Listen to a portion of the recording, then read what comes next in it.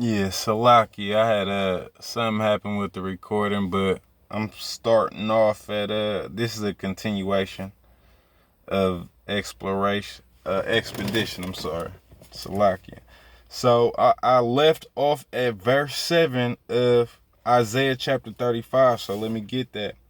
And the unicorn shall come down with them, and the bullocks with the bulls, and their land shall be soaked with blood, and their dust made fat with fatness. For it is the day of the Lord's vengeance, and the year of recompense for the controversy of Zion.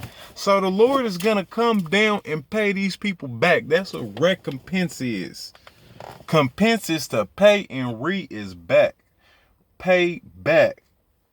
All right. For the controversy of Zion. What controversy? That Deuteronomy 28, 68, I believe. Yeah, Deuteronomy 28, 68, that controversy. And all of these rapes, robberies, murders of our people. You know, that's been a holocaust done to our people. So that's the controversy that the Lord is coming back to fight on our behalf for his people. All right. So let me hear Revelation 18.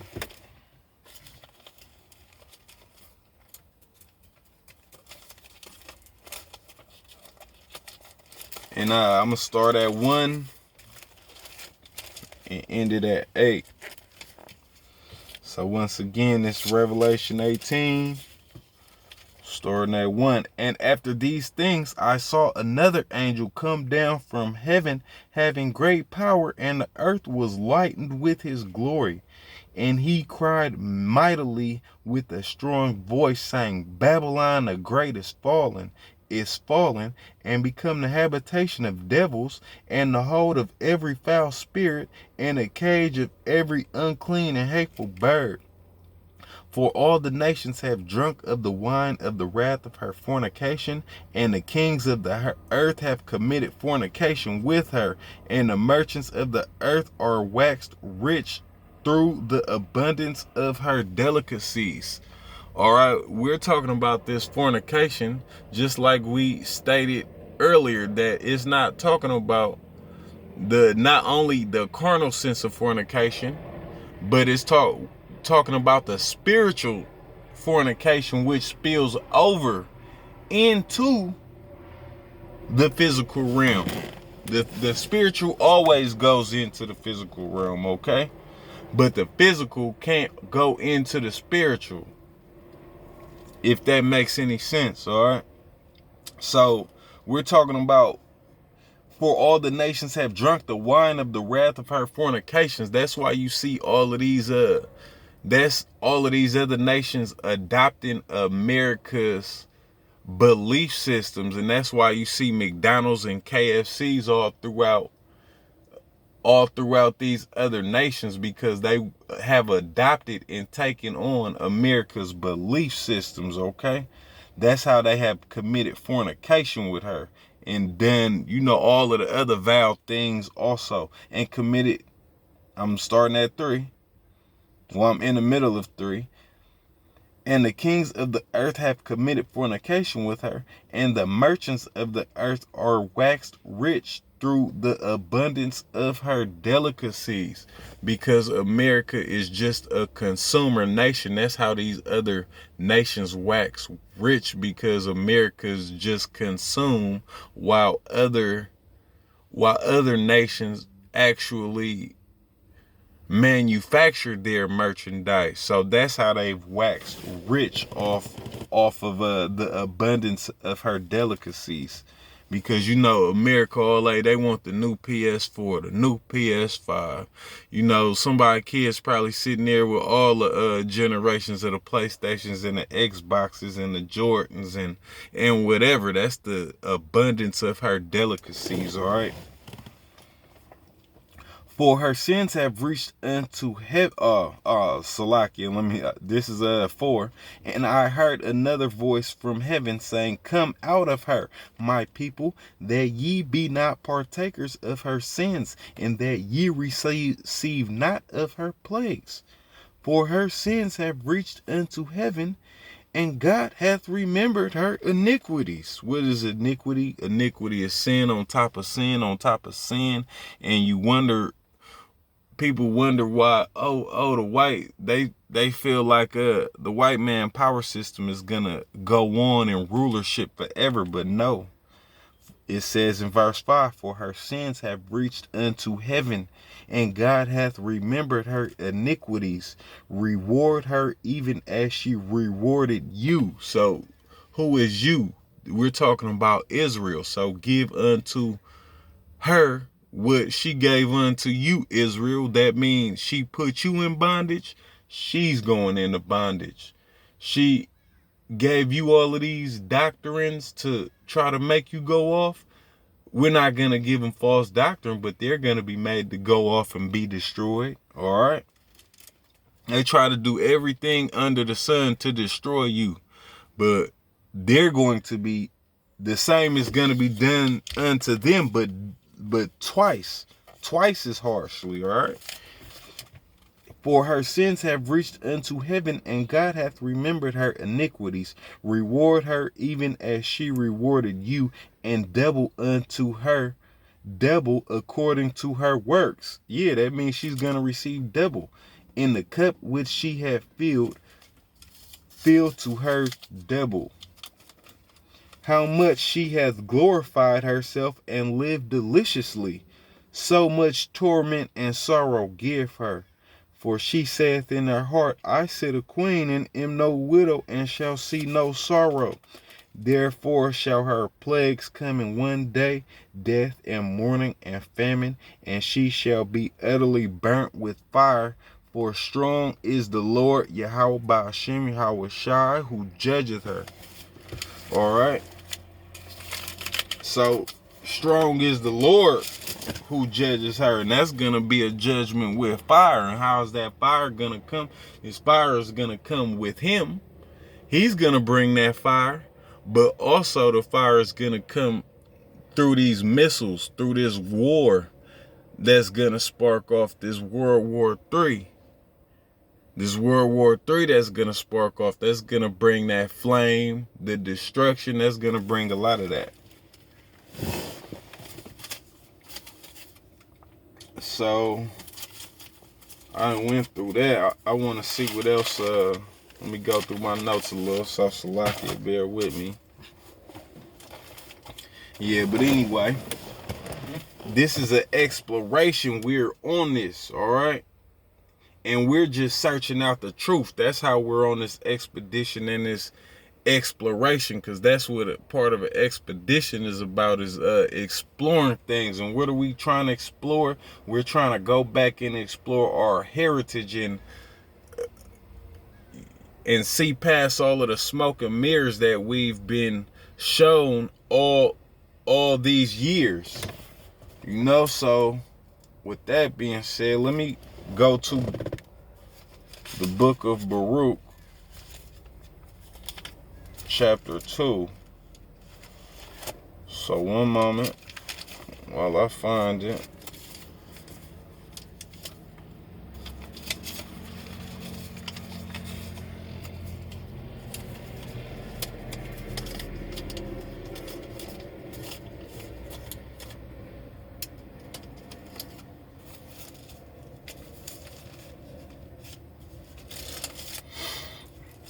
Salakia, bear with me. I think I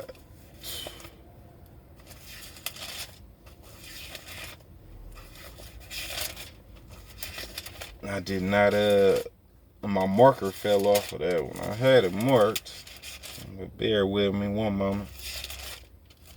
All right, this is the Baruch chapter 2, and this is verse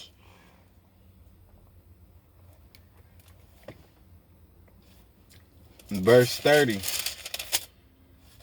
Baruch chapter 2, verse 30. For I knew that they would not hear me, because it is a stiff-necked people. But in the land of their captivities, they shall remember themselves. So we're just trying to explore ourselves right now through examination and through not only of ourselves, but through examination of these scriptures, because the scriptures say in the land of our captivities, we will remember ourselves. And what about ourselves? Will we remember that we are the children of power, the children of Israel? We are not blacks. We are not Africans Americans. We're not Mexicans, Nicaraguans, Seminole Indians, or whatever the case be. We are not that. We are the children of the Lord, bloodline children, and bloodline family with Yahweh Shai, who people ignorantly call Jesus Christ. But yeah, we're just searching out this truth. So even with that being said, let me go to Revelation, the 11th chapter. So this Revelation 11, I'm going to start at 12. And they heard a great voice from heaven saying unto them, Come up hither. And they ascended up to heaven in a cloud, and their enemies beheld them. And the same hour was there a great earthquake, and the 10th part of the city fell. And in the earthquake were slain of men 7,000, and the remnant were affrighted and gave glory to the Lord of heaven. Okay, so that's just not an actual 7,000 men. 7 is just the number of completion. So that's just a complete number of people fell in that earthquake. And what is that earthquake from? That earthquake is from that missile strike. It's not just going to be one missile. It's going to be a gang of them. All right. So that I hit that because we just trying to, that's why it says come up hither. All right. Hold on. And he heard a great voice from heaven saying unto them, Come up hither. So where are we trying to go? Where are we trying to go? Let's see where we trying to go. That come up hither. That's because the Lord is going to save his people from that destruction. And how so? Let's go back to this Ezekiel.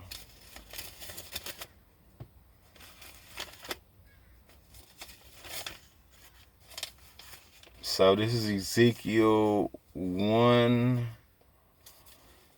and I'm going to start at verse 13. As for the likeness of the living creatures, because I wanted to hit this because it said in that last one in Revelation, it says, come up hither. So we're going to read about what he's telling these people, which is Israel, to come up to. What is come up hither? What are they coming to? So, to reiterate, this Ezekiel 1, and I'm going to start at 13. As for the likeness of the living creatures, their appearance was like burning coals of fire, and like the appearance of lamps. It went up and down among the living creatures, and the fire was bright, and out of the fire went forth lightning. And the living creatures ran and returned as the appearance of a flash of lightning. All right, so these living creatures, they move at extraordinarily fast rates, like at the speed of light. All right. Now, as I beheld the living creatures, behold, one wheel upon the earth by the living creatures with his four faces, the appearance of the wheels and their works was like unto the color of a beryl. And they four had one likeness, and their appearance and their work was as it were a wheel in the middle of a wheel.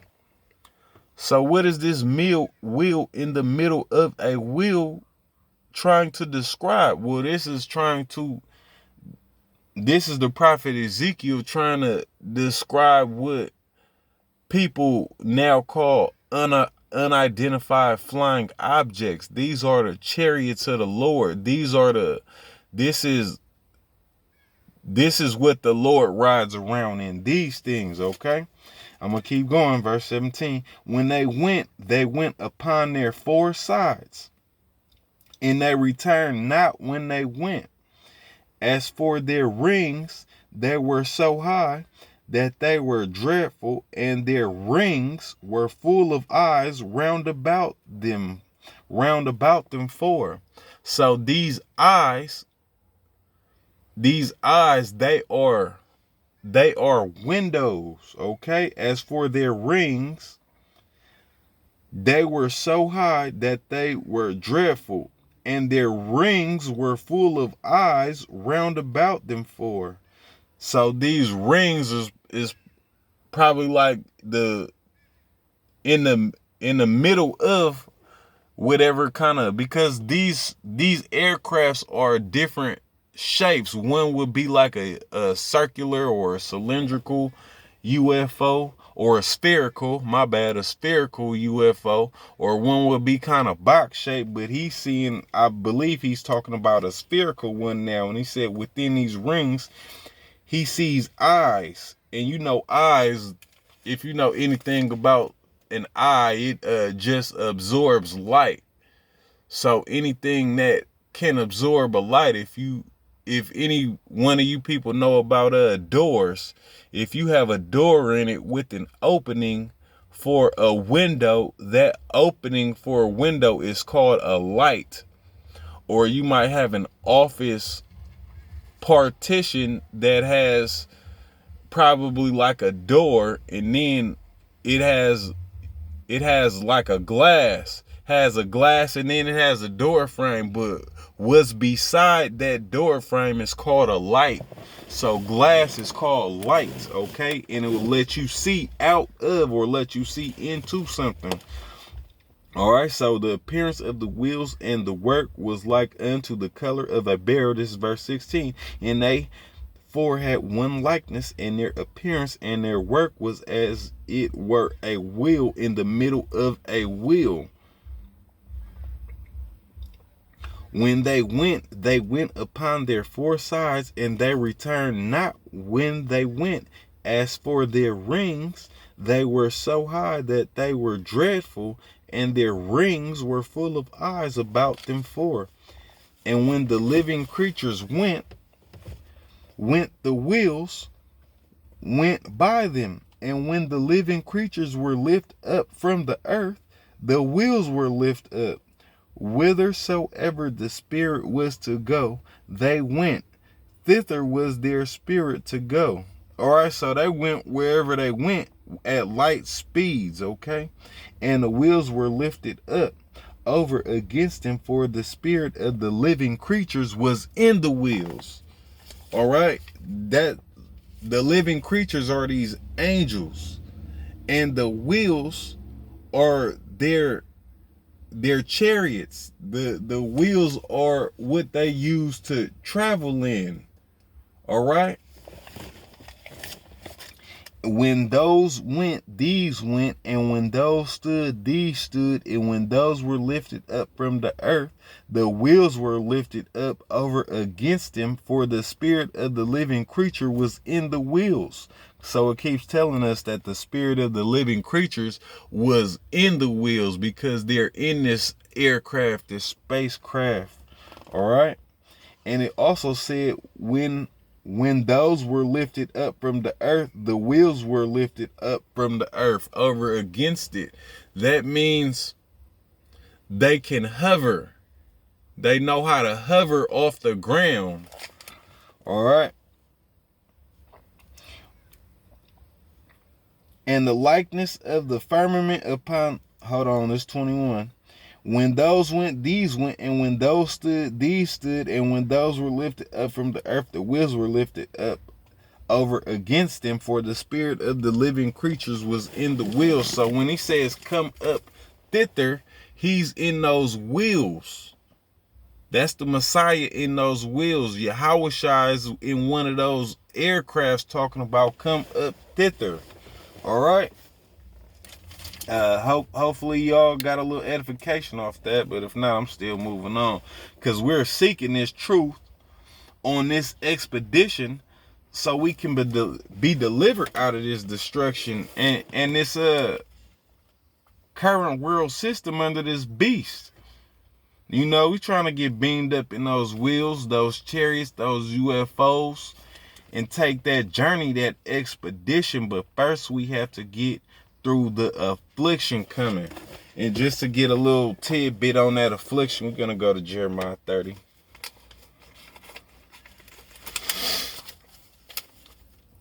So this is Jeremiah 30. I'm going to start at 5.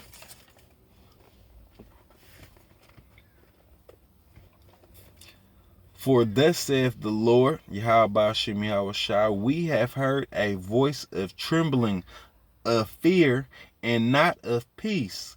Ask ye now and see whether a man doth travail with child.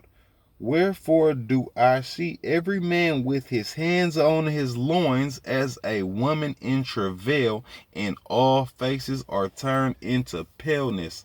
Alas, for that day. For that day is great, so that none is like it. It is even the time of Jacob's trouble, but he shall be saved out of it. For it shall come to pass in that day, saith the Lord of hosts, that I will break his yoke from off thy neck, and will burst thy bonds, and strangers shall no more serve themselves of him. That means we will no longer serve other people, but they will serve us, and we will get that yoke of bondage broken off our neck. We will not be servants anymore. We will not be in this dead state at the bottom. We will not be the ass of every joke and the butt crack of society, all right? For it shall come to pass in that day, saith the Lord of hosts, that I will break his yoke from off thy neck, and will burst thy bonds, and the strangers shall no more serve themselves to him, but they shall serve the Lord their power, and David their king, whom I will raise up unto them. Therefore fear thou not, O my servant Jacob, saith the Lord, neither be dismayed, O Israel. For lo, I will save thee from afar, and thy seed from the land of their captivity. And Jacob shall return, and shall be in rest, and be quiet, and none shall make him afraid. For I am with thee, saith the Lord, Yahweh Shem Yahweh Shai, to save thee, though I make a full end of all nations, whither I have scattered thee, yet I will not make a full end of thee, but I will correct thee in measure, and will not leave thee altogether unpunished. For thus saith the Lord, thy bruise is incurable, and thy wound is grievous. There is none to plead thy cause, that thou mayest be bound up. Thou hast no healing medicines. All thy lovers have forgotten thee. They seek thee not, for I have wounded thee with the wound of an enemy, with the chastisement of a cruel one, for the multitude of thine iniquities, because thy sins were increased. Why criest thou for thine affliction? Thy sorrow is incurable, for the multitude of thy iniquities, because thy sins were increased. I have done these things unto thee. Therefore all they that devour thee shall be devoured, and all thine adversaries, every one of them, shall go into captivity, and they that spoil thee shall be a spoil, and all that prey upon thee will I give for a prey. For I will restore health unto thee, and I will heal thee of thy wounds, saith the Lord, because they called thee an outcast, saying, This is Zion, whom no man seeketh after? Thus saith the Lord, behold, I will bring again the captivity of Jacob's tent, and have mercy on his dwelling places, and the city shall be builded upon her own heap, and the place shall remain after the manner thereof. All right, so that's talking about a full restoration of us onto our land. And it went into some of the reasons why. All right. Went into some of the reasons why, because of our adultery that we did, and how our wound was incurable because of our iniquities, and how the Lord even had to smite us as he would smite one of his enemies, but he would save us at the end and not do away with us like he's finna destroy these other nations and subdue them and give them the same cup that we've been drinking for so long now. All right. Yeah, in order for us to get beamed up, we have to stay in this book. We have to stay in these precepts. You know, just like David said, with our precepts, I get understanding. So we have to come to the understanding, and this is how we examine this book. But really, Yahweh Shimmy Hawashai have to give us that understanding through the Holy Spirit, but we can still search out the Lord. We could still search out the Lord, and that comes with opening this book. That comes with hearing teachings, you know, hearing these teachings. But it has to be the correct teaching, all right? That comes with us just crying out to the Lord and asking for forgiveness, for repenting to the Lord, loving the Lord, trying to do what follow his laws and statutes. All right. But I done rambled enough. But we just trying to get beamed up and approve that. Because if Ezekiel and Jeremiah have not, or Salaki, if Ezekiel and Revelation did not approve it, let's go to Colossians.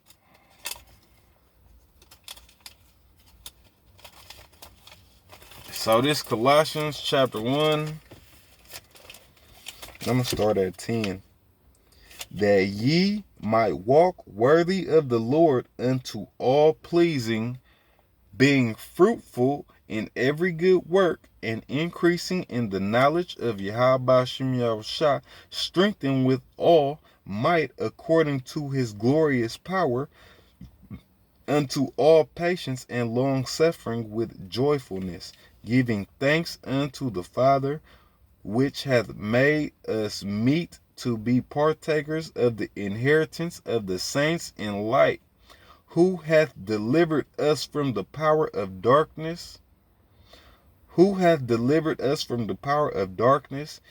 hath translated us into the kingdom of his dear Son. So that's what is translation? In whom we have redemption through his blood, even the forgiveness of sins. This is talking about the kingdom of heaven. The kingdom of heaven, all right? That's what that's talking about. So translated is to be changed. To be changed. So we trying to get translated. We trying to get translated to go onto them ships, because once you go into those ships, your body have to be changed. You can't bring just like I stated earlier, you can't bring the physical into something spiritual. So the Lord has to change us and translate us in order for us to get on those intergalactic aircrafts, which they call the chariots of the Lord. You have to be changed into something beyond this three-dimensional flesh. You have to be a fourth dimensional being, which also will merge the physical with the spiritual on an even grander scale. All right. So let me revert back. Yeah, let me go to Sirach 10 and 18, because like I was saying, that was with the chariots, but with those chariots, you being translated into that body, to that fourth dimensional body, is still a translation of powers, because That's the Lord putting one power down and rising another one up in the beginning of the rise of the next, okay? So, in order to prove that, I'm going to go to Sirach or Ecclesiasticus chapter 10, and I'm going to start at 8.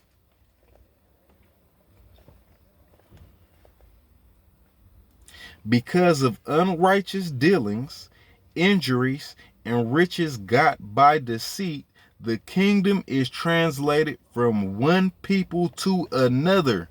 So this describes Esau, Edom to a T. Unrighteous dealings, injuries, and riches got by deceit. That explains what happened to Native American Indians. And all of the rest of the natives that were on the lands that he came and just took by force, coveted those lands and just took them, right? Injuries, death, mutilation, riches got by deceit, deaths, murders, all of that. The kingdom is translated from one people to another because the Lord didn't forget what this man has done, what these people have done to his people. He did not forget. Verse 9. Why is earth in ashes proud? There is not a more wicked thing than a covetous man. For such an one setteth his own soul to sale, because while he liveth, he casteth away his bowels. The physician cutteth off a long disease, and he that is today a king, tomorrow shall die. And that's talking about this rulership right now, because the Lord never forgot what was done. He's just waiting for the sins to reach up unto heaven for them to fill up so much, and then he's gonna come and destroy this place.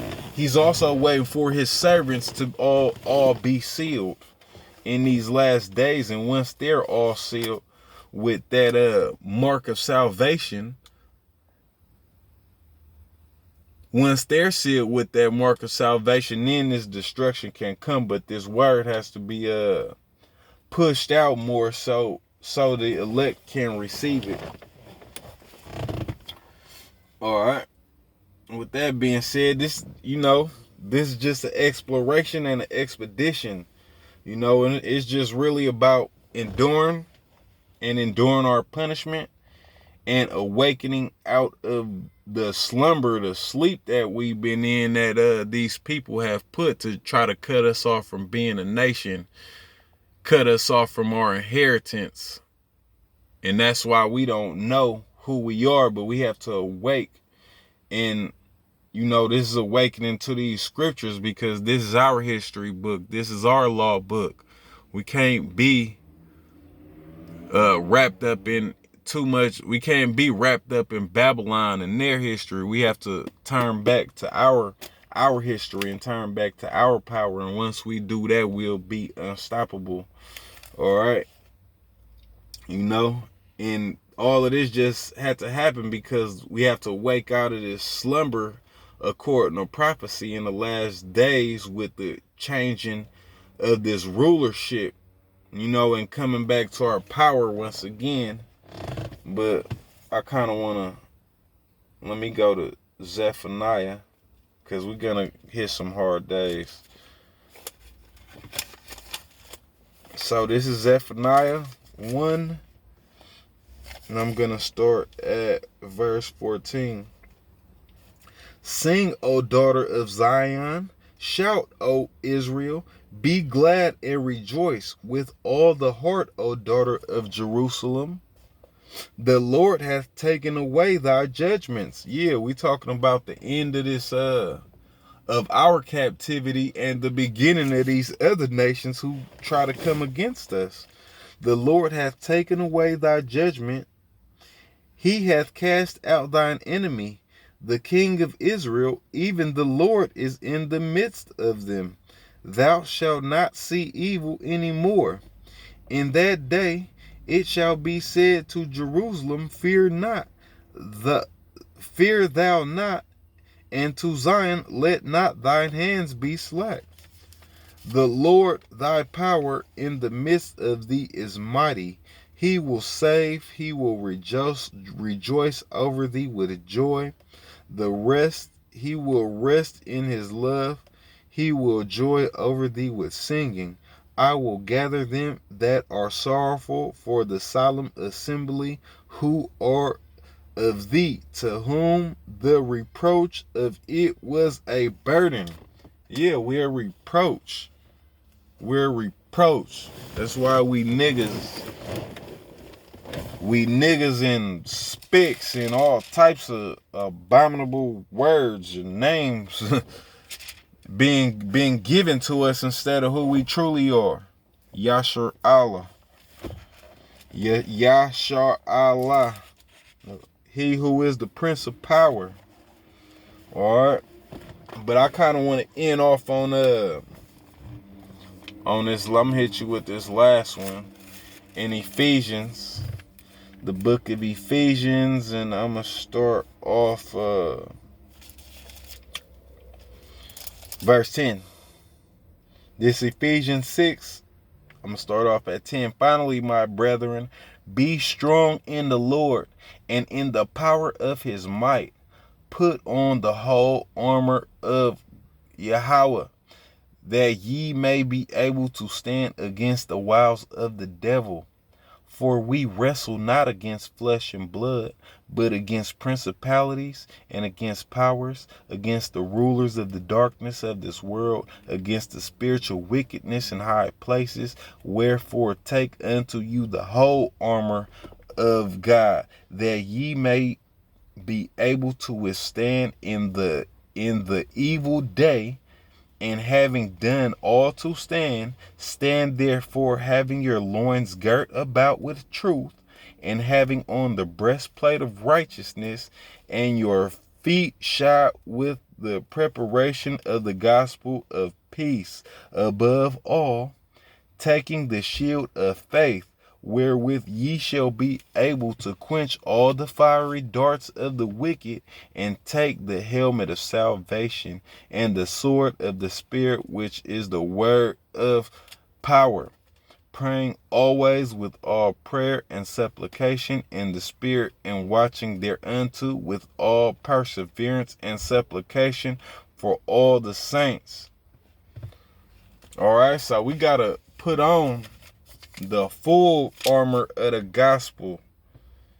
That's peace, that's faith, that's righteous judgment, that's studying this word, it's trying to get all the understanding that we can out of this word and coming back to our Father. And that's how we are gonna survive these wicked days and fight against the wiles of the devil. All right, but first, for you to even know the wiles and the tricks of these people, because that's who the devil are, these Edomites. For you to even know their tricks, not only do you have to just live in this world, but is in this book that's telling you who these people are.